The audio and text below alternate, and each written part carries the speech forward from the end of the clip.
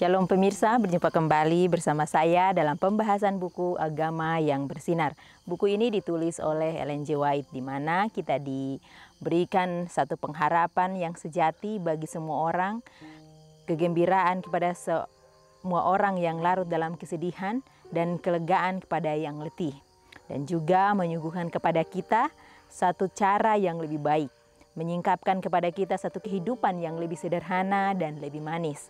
Semua pembaca akan penuh dengan kegembiraan dan kesukaan, bersinar menyinarkan kasihnya dimanapun kita berada. Jadi sebuah buku yang mau membawa kita bagaimana kita dapat bersosial dengan baik, bagaimana kita dapat memantulkan akan karakter Kristus. Namun sebelumnya saya mengundang saudara-saudara untuk dapat berhenti sejenak dari setiap kegiatannya. Mari kita sama-sama berkumpul dan kita akan mempelajari bersama saat ini dalam judul kita, Berbelas Kasihan. Ayat inti kita terdapat dalam Amsal 14 ayat 21. Siapa menghina sesamanya berbuat dosa, tetapi berbahagialah orang yang menaruh belas kasihan kepada orang yang menderita. Karena orang miskin selalu ada padamu, Kristus berkata, dan kamu dapat menolong mereka bila mana kamu menghendakinya. Dengan menempatkan orang-orang miskin dan yang tidak berdaya di antara mereka untuk menjadi tanggung jawab mereka, Kristus memuji antara orang-orang yang mengaku sebagai pengikutnya. Dengan kasih sayang dan pelayanan kita terhadap anak-anak yang berkekurangan, kita membuktikan ketulusan kasih kita kepadanya. Mengabaikan mereka berarti menyatakan diri kita sebagai murid yang palsu, orang asing bagi Kristus dan bagi kasihnya. Hidup yang terbaik, halaman 185 dan 186.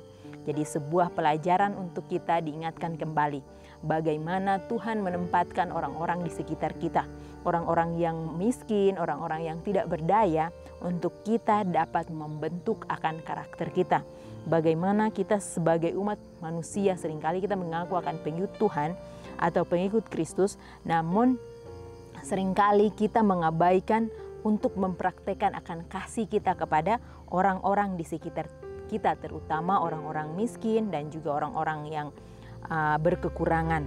Dan juga dikatakan di sini bahwa saat kita tidak mempraktekkan akan kasih itu kepada mereka, maka kita ini adalah murid-murid yang palsu, di mana kita tidak membagikan akan kasih Kristus kepada mereka.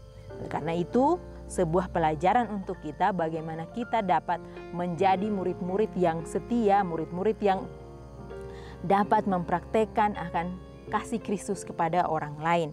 Dan juga dikatakan di sini bahwa jika kita menghina sesamanya yang berbuat dosa, kita akan apa? Kita bukanlah murid-murid Kristus, tetapi dikatakan bahwa bila mana kita menaruh belas kasihan kita kepada orang yang menderita, maka kita ini sedang mempraktekkan akan kasih Kristus. Bagaimana kita dapat melayani Tuhan kita jika orang yang berada di sekitar kita saja kita tidak mau mempraktekkan akan kasih itu kepada mereka. Jangan sampai kita hanya mau menerima akan kasih Tuhan dalam kehidupan kita, namun untuk mempraktekannya, untuk membagikannya kepada orang lain, kita tidak mau. Dikatakan di sini bahwa jangan sampai kita ini kedapatan sebagai murid-murid yang palsu.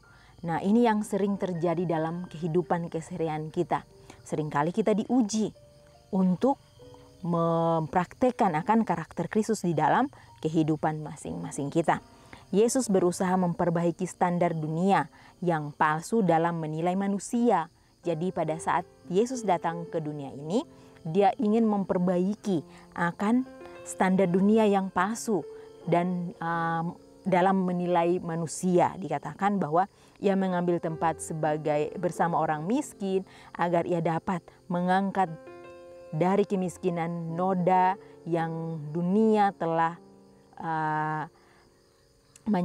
mencapnya. Ia telah membuang daripadanya cemoohan untuk selama-lamanya dengan memberkati kaum miskin, yakni para pewaris kerajaan Allah. Hidup yang Terbaik halaman 176. Dikatakan di sini bahwa dia mengambil tempat bersama orang miskin agar ia dapat mengangkat dari kemiskinan noda dunia yang mencapnya. Jadi sangat luar biasa ya. Teladan daripada Yesus biarlah menjadi teladan masing-masing kita. Dikatakan bahwa Yesus sendiri dia tidak memikirkan akan posisinya. Dia memiliki posisi yang sangat luar biasa di surga. Dia adalah anak Allah, tetapi dia tidak memikirkan hal itu. Tetapi dia mau rela mati untuk masing-masing kita. Dia rela datang ke dunia.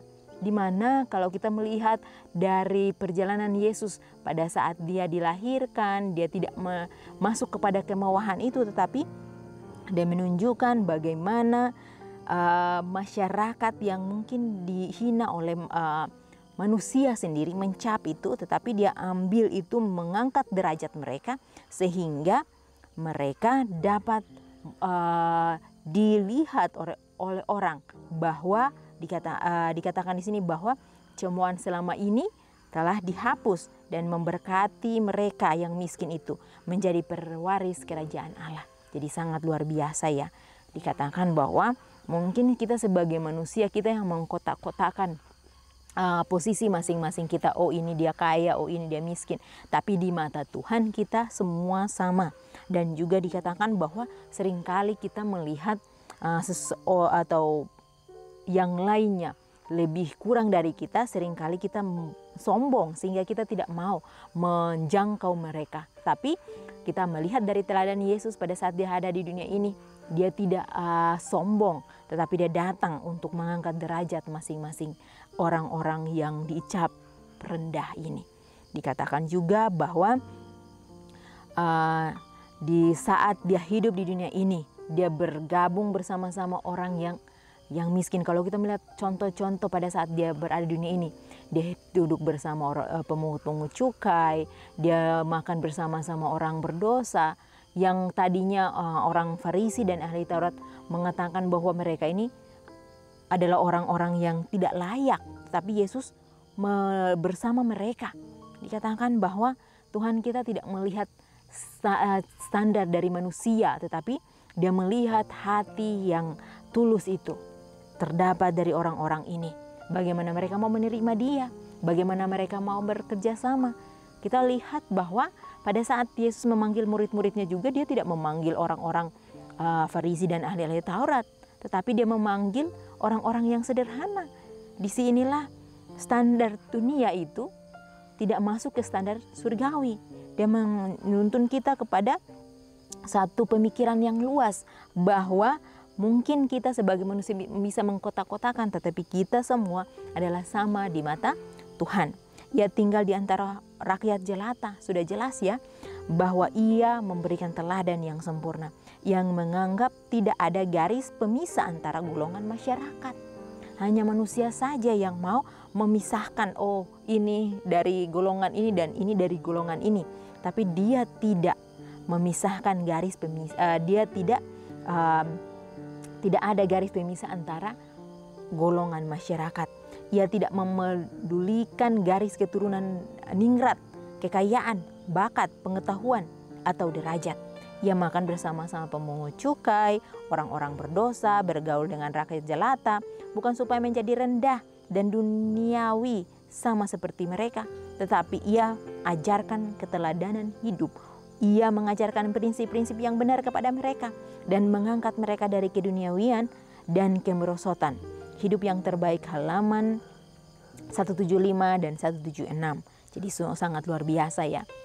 Pada saat Yesus berada di dunia ini, dia tinggal bersama-sama dengan rakyat jelata yang tidak dianggap oleh orang-orang Farisi dan ahli-ahli Taurat, tetapi dia memedulikan mereka, dia memberikan mereka satu penghiburan, memberikan mereka satu jawaban atas doa-doa mereka. Dikatakan bahwa dia tidak peduli dengan garis keturunan ningrat, kerajaan, bakat, bahkan pengetahuan atau derajat. Dikatakan bahwa semuanya sama.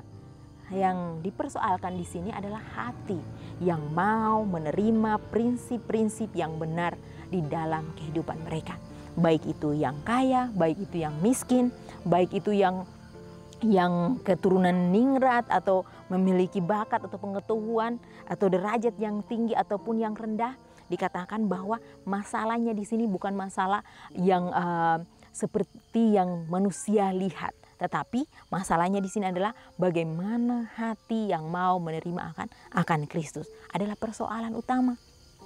Jadi dimanapun posisi kita saat ini, jangan fokus, jangan bandingkan kepada orang lain kehidupan kita. Tapi bandingkanlah kehidupan kita dengan Tuhan. Bagaimana Dia memberikan kita teladan. Bagaimana Dia mengangkat masing-masing kita dari kehidupan dosa yang telah merosot itu kepada kehidupan kekal. Kehidupan duniawi dan kehidupan yang merosot itu telah diangkat oleh Dia pada saat Dia hidup di dunia ini. Menjadi teladan bagi masing-masing kita, bahwa prinsip yang benar itu bukan melihat kepada golongan masyarakat atau status atau kekayaan atau bakat, pengetahuan dan lain sebagainya, tetapi prinsip yang benar itu adalah bagaimana hati kita mau diubahkan oleh Tuhan setiap saat di dalam kehidupan kita. Jadi praktek kita harus kita lakukan. Bila mana kita mengatakan saya mengasihi akan Tuhan, bagaimana kita mengasihi akan Tuhan saat kita mempraktekkannya kepada orang lain, kita tahu betul bagaimana kasih itu dapat berlangsung di dalam kehidupan masing-masing kita. Bagaimana kita dapat berkorban untuk orang lain, sebagaimana Yesus telah berkorban untuk masing-masing kita. Mengajarkan kita kerendahan hati, mengajarkan kita bagaimana kita menilai jangan dengan mata manusia, tapi dengan mata Kristus sendiri. Bagaimana kita harus menempatkan diri kita, bagaimana kita harus mempraktekkan akan kasih itu. Sebagai umat-umat Tuhan di akhir zaman ini, marilah kita mengambil prinsip-prinsip yang benar itu, sehingga kita dapat menjadi pelayan-pelayannya, menjadi duta-duta besar yang membawakan damai itu kepada dunia. Jangan sampai pada saat kita berada di satu tempat, pada saat kita meninggalkan tempat itu, orang lain mengatakan hal-hal yang buruk tentang kehidupan kita. Tetapi saat kita meninggalkan tempat itu, sebuah kenangan yang indah dari prinsip-prinsip yang benar itu menjadi bagian mereka.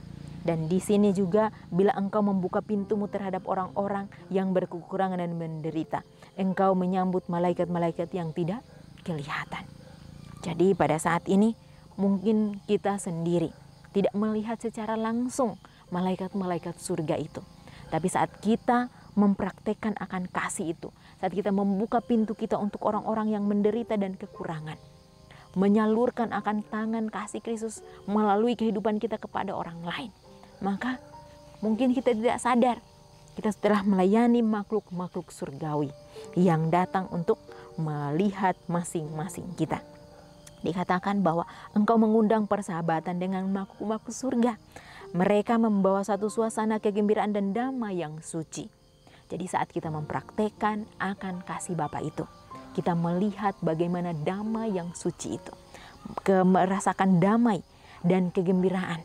Walaupun kita dalam kekurangan kita dapat membagikan akan berkat itu kepada orang lain, maka kita akan melihat bagaimana Tuhan mengisi kehidupan kita dengan kegembiraan, dengan sukacita yang penuh. Dikatakan mereka datang dengan pujian kepada bibir mereka, dengan satu lagu sambutan terdengar di surga. Setiap perbuatan kemurahan menjelma menjadi musik di sana. Jadi sangat luar biasa pelajaran kita. Bagaimana saat malaikat-malaikat melihat kita mempraktekkan akan kasih itu dalam kehidupan kita. Mereka kembali dengan suatu suasana yang sangat gembira. Mereka melihat bahwa prinsip-prinsip benar itu telah dipraktekkan. Mereka membawa kembali laporan itu ke surga dengan sebuah pujian, seperti sebuah pujian. Dikatakan menjelma menjadi sebuah pujian. Mereka katakan atau mereka laporkan kepada Yesus bagaimana anak manusia yang mau membuka dirinya untuk dia dapat diisi dengan kasih karunia Kristus dan membagikannya kepada orang yang membutuhkan. Dikatakan Bapa dari takhta menghitung para pekerja yang tidak mementingkan diri di antara hartanya yang paling berharga. Alfa dan Omega, jilid 6, halaman 277. Jadi kita dihimbau kembali bagaimana Dia mau mencurahkan berkat-Nya bagi masing-masing kita. asal kita mau membuka diri kita, asal kita mau untuk mempraktekkan itu di dalam kehidupan masing-masing kita. Sebesar apa yang kita akan takar dalam kehidupan masing-masing kita adalah pilihan kita di tangan masing-masing kita untuk menakar berkat Tuhan itu dalam kehidupan masing-masing kita. Dikatakan bahwa saat kita mempraktekkan akan kasih itu, membuka pintu kita kepada orang-orang yang membutuhkan, orang-orang yang menderita, maka dikatakan bahwa kita sedang membangun persahabatan kita dengan makhluk-makhluk surgawi. Sebuah sukacita bagi masing-masing kita. Mungkin kita melihat bagaimana pelajaran ini memberikan kita pengharapan sejati, membawa kita kegembiraan, di mana kesedihan itu akan diangkat saat kita memberikan hati kita untuk dapat dituntun oleh Tuhan, untuk dapat mempraktekkan setiap prinsip-prinsip kebenaran yang benar itu. Mari kita mengundang Dia bekerja sama dengan makhluk-makhluk surgawi sehingga tabiat kita akan dibentuk. Dikatakan bahwa saat kita tidak mempraktekkan itu, kita adalah murid-murid yang palsu. Oleh karena kita tidak mau hidup seperti yang Yesus hidupkan atau yang Yesus teladankan dalam kehidupan masing-masing kita.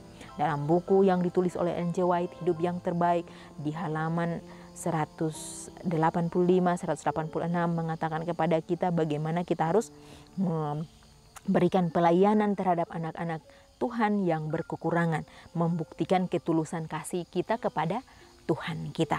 Dan juga dalam buku Hidup yang Terbaik halaman 176 mengingatkan kita bagaimana kita melihat teladan daripada Yesus. Dia mengangkat derajat dari orang-orang miskin, orang-orang yang berkekurangan itu, sehingga dapat membawa mereka kepada pewaris kerajaan Tuhan, di mana hati itu yang terpenting, bukan status atau bukan golongan masyarakat atau derajat atau pengetahuan yang dimiliki, tetapi hati yang mau dituntun oleh Tuhan sendiri. Dalam Hidup yang Terbaik halaman 175 dan 176 mengatakan kepada kita bahwa Yesus meninggalkan kita sebuah teladan bagaimana Dia memberikan kita prinsip-prinsip kebenaran itu untuk kita dapat praktekkan dalam kehidupan masing-masing kita, di mana jika kita mempraktekkan akan prinsip-prinsip kebenaran itu, maka Dia akan mengangkat kita dari keduniawian dan kemerosotan akan dosa ini kepada kehidupan kekal. Dan juga dalam Alfa Omega jilid 6 halaman 277 mengingatkan kepada kita bahwa saat kita melakukan atau mempraktekkan kasih itu dengan membuka pintu kita, dengan memberikan selalu memfokuskan orang lain terlebih dulu dari dunia diri kita, maka kita sedang membangun persahabatan dengan makhluk-makhluk surgawi. Jadi sangat luar biasa. Marilah kita mempraktekkan akan prinsip-prinsip kebenaran itu. Jangan kita menganggap bahwa hal itu adalah sepele, tetapi dari praktek sehari-hari kita dapat memantulkan akan karakter yang Tuhan rindu kita miliki dalam kehidupan masing-masing kita. Karena tabiatlah yang akan kita bawa ke dalam kerajaan surga. Karena itu marilah praktek itu sangat penting di dalam kehidupan masing-masing kita. Biarlah kita dapat mengundang Kristus hadir dalam kehidupan kita. Meminta hati yang mau melayani itu. Hati yang terus mau berbagi. Tidak mementingkan akan diri sendiri, tetapi bagaimana kita dapat melayani orang lain sebagaimana teladan yang Dia berikan bagi masing-masing kita. Sehingga prinsip-prinsip kebenaran surgawi menjadi bagian masing-masing kita, sehingga hidup kita akan dituntun kepada kemuliaan demi kemuliaan. Sehingga kita akan mencapai karakter tabiat yang sempurna itu. Marilah kita mengambil tindakan kita hari ini. Karena di pihak mana kita akan berdiri nantinya adalah pilihan kita hari ini.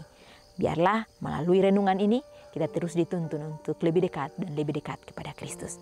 Pemirsa, kita akan berjumpa kembali di kesempatan yang berikut. Tuhan memberkati.